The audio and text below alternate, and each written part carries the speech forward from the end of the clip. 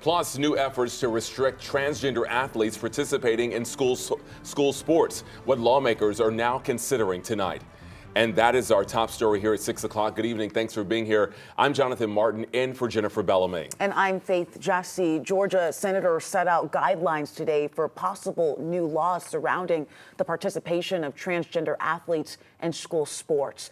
11 Alive's Doug Richards joining us live at the Capitol tonight. So, Doug, is this an effort to keep people born male from participating in women's sports?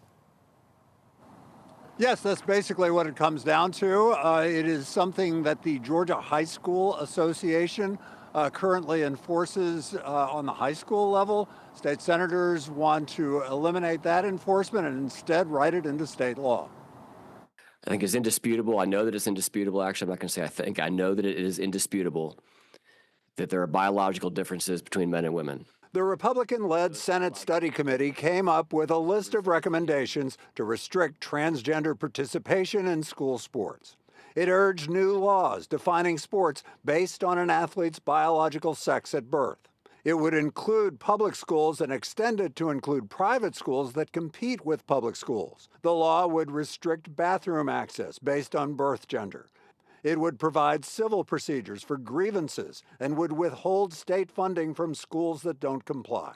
And it would prevent the Georgia High School Association and others from enacting such rules, instead writing them into state law. I was surrounded by many who understood this was wrong. The committee's recommendations come after sometimes emotional hearings in which collegiate women swimmers complained about competing against a transgender athlete at a tournament at Georgia Tech. You're hurting these transgender kids, and I think it's politically motivated. It also comes as transgender activists argued that the proposed solutions were disproportionate to the problem in Georgia. I've heard from a lot of legislators who are supportive of categorical bans who are unable to identify a single transgender athlete in their state, much less a transgender girl in their state.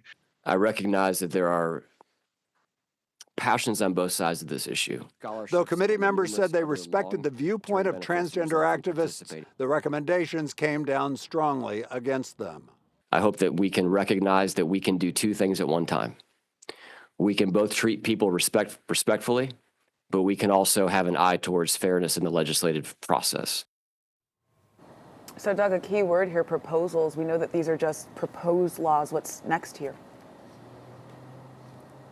Yeah, they came from state senators who were sort of empowered to make these recommendations. The state legislature will convene 1 month from tonight, it turns out, and that is when we will expect to see actual legislation, probably within the first few days of the session.